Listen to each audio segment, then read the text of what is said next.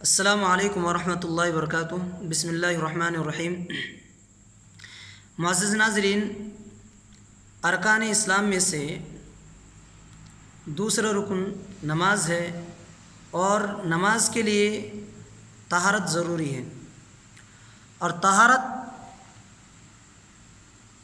اگر ہم حاصل کرتے ہیں جس چیز سے، اس چیز کے بارے میں جانکاری بھی طہارت سے پہلے ضروری ہے کہ جس چیز سے ہم طہارت حاصل کر رہے ہیں وہ چیز طہارت کے لائق ہے یا نہیں، یہ بھی جاننا ضروری ہے۔ تو اسی لیے ہم سب سے پہلے پانی کے بارے میں بات کرتے ہیں۔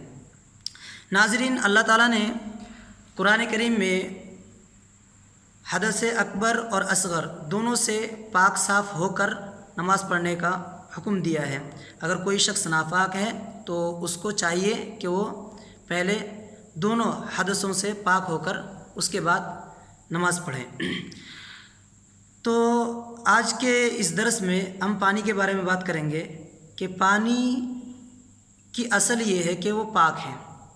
اصل میں پانی پاک ہے، وہ پانی ناپاک نہیں ہوتا، نجس نہیں ہوتا، الا یہ کہ کوئی نجاست اس میں گر جائے اور وہ غالب آ جائے، پانی کا مزہ، رنگ، بو بدل دے، تو پھر اس صورت میں پانی ناپاک ہے۔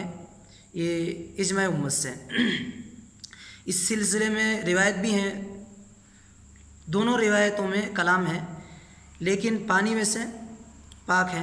اللہ کے نبی صلی اللہ علیہ وسلم سے بیر بضاعہ کے بارے میں سوال کیا گیا تھا، تو اللہ کے نبی صلی اللہ علیہ وسلم نے فرمایا الماء طہور لا ینجسہ شیء۔ ابو داؤد کی روایت ہے اور ترمذی میں بھی ہے اور دوسری کتابوں میں بھی موجود ہے، یہ حدیث صحیح ہے۔ ابو داؤد میں 66 نمبر پر یہ حدیث موجود ہے۔ اللہ کے نبی نے فرمایا کہ پانی پاک ہے اور پاک کرنے والا بھی ہے، اس کو کوئی چیز ناپاک نہیں کرتی۔ آج کے درس میں اتنا ہی، اگلے درس میں انشاءاللہ ہم بات کریں گے سمندر کے پانی کے بارے میں اور دوسرے تالاب وغیرہ کے پانی کے بارے میں۔ السلام علیکم ورحمۃ اللہ۔